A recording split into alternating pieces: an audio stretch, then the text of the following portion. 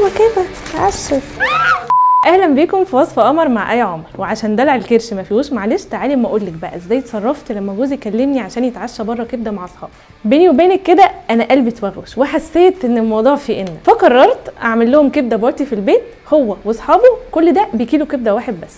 ما تنسيش بقى تعملوا لايك وفولو وسبسكرايب وتركزي معايا عشان في سؤال في اخر الفيديو لو جاوبتوا عليه هتكسبوا معايا حاجه جامده جدا. هنجيب بقى بصلايه كبيره نقطعها. طبعا الكبده الاسكندراني انا عارفه ان هي ما فيهاش بصل، بس انا بحط بصل عادي.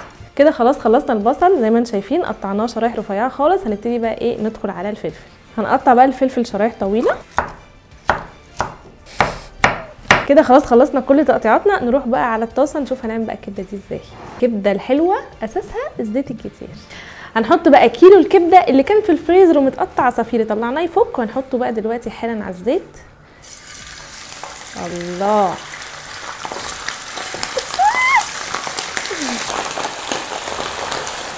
نهار اسود، اروح فين؟ مش بقولك بخاف من الزيت اصلا.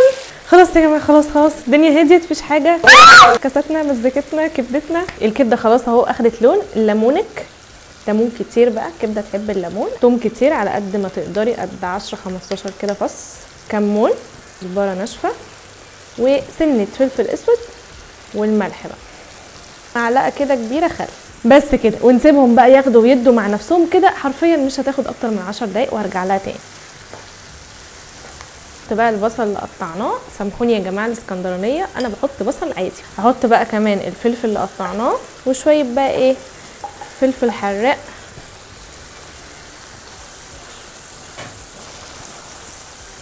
كده خلاص الكبده جاهزه، هطفي عليها ويلا بينا بقى نعمل على مهرجان الكبده بارتي اللي احنا هنعمله ده. ايه ده؟ فينو كتير بقى، كتير قوي، يعني اصحاب جوزك مفاجيع يا ماما.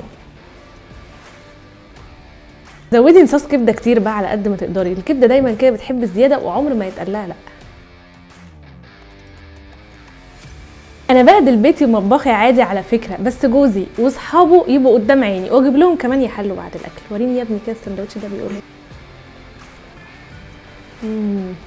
فلاح ايه وكبده فلاح ايه وحوارات ايه. السندوتش ده هندفع فيه فلوس بعد كده. خلي بالك العزومه الاولى عليكي، بعد كده هتدفعيهم عادي. وريني كام دول. ايوه كده عشت لعبت. ماشي، انتوا عندي كل يوم عشان تبقوا عارفين. وبكده اقول لك الف الف مبروك، انتي دلوقتي بتنافسي محل الفلاح. ناقص لك بس حاجه واحده، هتحطي يافطه محل الفلاح. وما تنسيش بقى تعملي لايك وفولو وشير ومنشنز كتير بقى في كل جروبات المامز عشان تلحقي صحابك المتجوزين، ومنشن بقى كتير قد كل انصاص الفينو اللي احنا عملناها دي. وبكده اقول لك الف هنا وشفا. وصفه قمر مع ايه عمر. سؤال الحلقه بيقول توقعوا معانا احنا عملنا كام رغيف كبده في الحلقه. اكتبوا لي بقى في الكومنتات، ولا توقع صح هيكسب معانا جايزه جامده جدا.